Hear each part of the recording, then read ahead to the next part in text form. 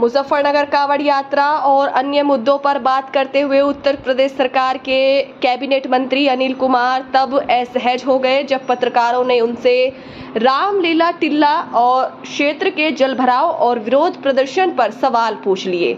मंत्री ने पल भर में जिम्मेदारी से पल्ला झाड़ते हुए बयान दे डाला, वो मेरा क्षेत्र ही नहीं है, और यह कहकर हाथ खड़े कर दिए कि वो कपिल देव अग्रवाल का क्षेत्र है, वही देख रहे हैं। मंत्री का यह बयान न सिर्फ स्थानीय जनता को चौंकाने वाला लगा बल्कि राजनीतिक तौर पर भी असहज स्थिति पैदा कर गया। दरअसल रामलीला टिल्ला और गणेशपुरी इलाका उसी मुजफ्फरनगर शहर का हिस्सा है जहां के मंत्री अनिल कुमार कैबिनेट स्तर पर प्रतिनिधित्व करते हैं और जिस शहर में निवास भी करते हैं। मीडिया से बातचीत के दौरान जब पत्रकारों ने उन्हें याद दिलाया कि वो केवल विधायक नहीं बल्कि उत्तर प्रदेश सरकार के कैबिनेट मंत्री है और पूरे जिले की जिम्मेदारी चेहरे है, तो उनकी जुबान लड़खड़ा गई। इस पर उन्होंने तर्क बदलते हुए कहा, मैंने महिलाओं से कहा है कि वो एक प्रार्थना पत्र मुझे भी दे, मैं समाधान कराऊंगा। गणेशपुरी के रामलीला टिल्ला क्षेत्र में 2 दिन पहले हुई तेज बारिश के बाद हुए जलभराव से पूरा इलाका जलमग्न हो गया था। लोगों ने सभासदों और स्थानीय प्रशासन के खिलाफ जमकर नारेबाजी की है। कैबिनेट मंत्री अनिल कुमार ने कांवड़ यात्रा पर कहा है कि पुरकाजी बॉर्डर से होकर शिव भक्त जिले में प्रवेश करते हैं और यह हमारे लिए सौभाग्य की बात है कि हमें उनकी सेवा करने का अवसर मिलता है। उन्होंने अपील की है कि शिव भक्त यात्रा के दौरान शांति व्यवस्था बनाए रखें।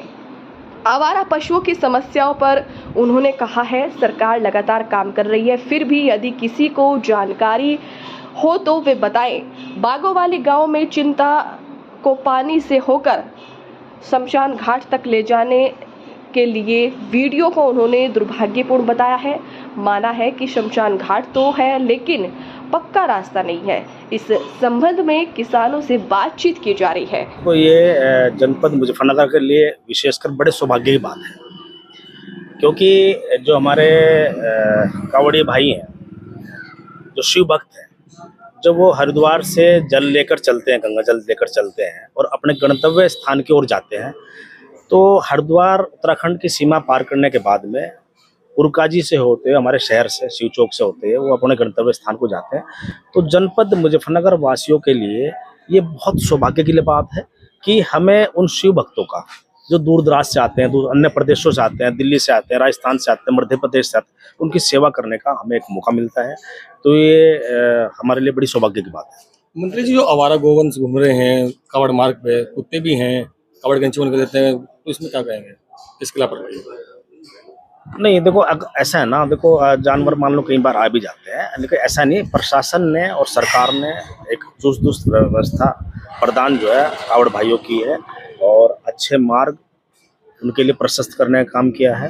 कहीं कोई यदि अटेंडम ऐसी दिक्कत आती है जो आपने बताई तो उनको भी दूर किया जाता है। बागोवाली के शमशान की एक वीडियो वायरल हुई थी, खेतों से होकर वे गुजर रहे थे, पानी निश्चित रूप से दुर्भाग्य का विषय है, लेकिन वहाँ शमशान घाट है, मौके पर कागजों में दर्ज है, लेकिन सिजरे में उस शमशान घाट का रास्ता नहीं है। और मैं काफ़ी समय से प्रयास कर रहा हूँ कि कुछ किसान भाइयों से, मैंने जो संबंधित किसान भाई हैं जिनका वहाँ नज़दीक में खेत पड़ता है, मैंने उन्हें कहा भाई एक रास्ता आप जो है इसमें दे दो, दान दे दो या कुछ उसका पैसा ले लो। उसमें प्रधान के माध्यम से, अन्य लोगों के माध्यम से बात चल भी, कुछ ज़मीन की व्यवस्था वहाँ हो जाती है तो निश्चित रूप से रास्ते को हम लगवा देंगे। मैंने वहाँ से जो शमशान घाट की जो छतरी टाइप बनती है वो भी मैंने बनवाई थी वहाँ। मुजफ्फरनगर में 3 दिन से बारिश हुई लगातार, पूरे शहर में पानी भर गया। एक जगह आप गए रामलीला टिल्ले पे, वहाँ आपको विरोध भी झेलना पड़ा। नहीं, मेरा कोई विरोध नहीं था भाई, ना मेरा क्षेत्र है वो। मैं जो हूँ, उस दिन भगवान दक्ष प्रजापति की जयंती थी, मैं जयंती में रामलीला टिल्ला पे गया था। वहाँ से आते हुए कुछ महिलाएं रास्ते में मुझे मिली, ठीक है, मेरा वो ना क्षेत्र है, उसको कपिल जी देख रहे हैं और उन्हीं की जिम्मेदारी वो करेंगे भी, उसको कर भी रहे हैं। आप कैबिनेट में मंत्री है, पूरा उत्तर प्रदेश आपका क्षेत्र है। तो मैंने उन महिलाओं को मैंने कहा था एक प्रार्थना पत्र मुझे भी दे दो, मैं भी उसको आगे बढ़ा दूँ। अच्छा, कांवड़ यात्रा चल रही है, आम जनता को बड़ी दिक्कत है, चारों ओर के रास्ते जो है हाँ, ये बात सही है। जब कावड़ चलती है तो हमारे बहुत सारे स्थानीय लोगों को दिक्कत जरूर होती है, लेकिन वो साथ साथ हमारे लिए सौभाग्य की बात भी है कि कावड़ हमारे जनपद से होकर गुजरती है।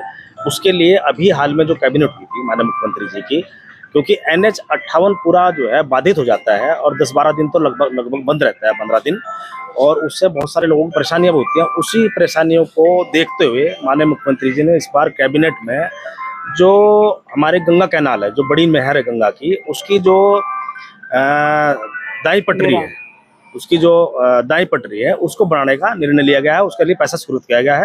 मुझे लगता है कि अगले साल जब कावड़ होगी तो काफी संख्या में कावड़िए उधर से डाइवर्ट होंगे और NH-58 को कुछ राहत मिलेगी। कावड़ यात्रा में जो कुछ लोग उत्पात करते हैं, जैसे ढाबे पे तोड़फोड़ की गई, उन्हें क्या कुछ आप संदेश देंगे, क्या कहेंगे उन्हें, किस तरह पूरी यात्रा पूरी? देखो, एक बात सुनो, हम लोग जब कोई कावड़ लेकर आता है, चाहे उसमें मैं हूँ या कोई और हो, हमें शांतिपूर्वक तरीके से, एक आस्था का ये पर्व है और आस्था के साथ हम उस कावड़ को लेकर जाते हैं। और हम लोग जो स्थानीय लोग हैं, हमारा काम है उनको सहयोग करना। और कावड़ भाइयों को भी मान लो कहीं कोई ऐसी स्थिति पैदा हो भी जाती है तो थोड़ा संयम बरत के इन सब चीज़ों को, मतलब एक ही आस्था का विषय है, उसका एक जो संदेश है वो नेगेटिव नहीं जाना चाहिए, पॉजिटिव रहना चाहिए। इस बार कावड़ शिविर वालों को नोटिस दिया है पुलिस ने, क्या कहेंगे? कैसे नोटिस दिए? शिविर न लगाने को लेकर? नहीं, वो देखो, एक उसमें एक पॉलिसी है, एक नीति है। मान लो उसमें कोई हमारा कोई आदमी उसमें शिविर लगाना चाहता है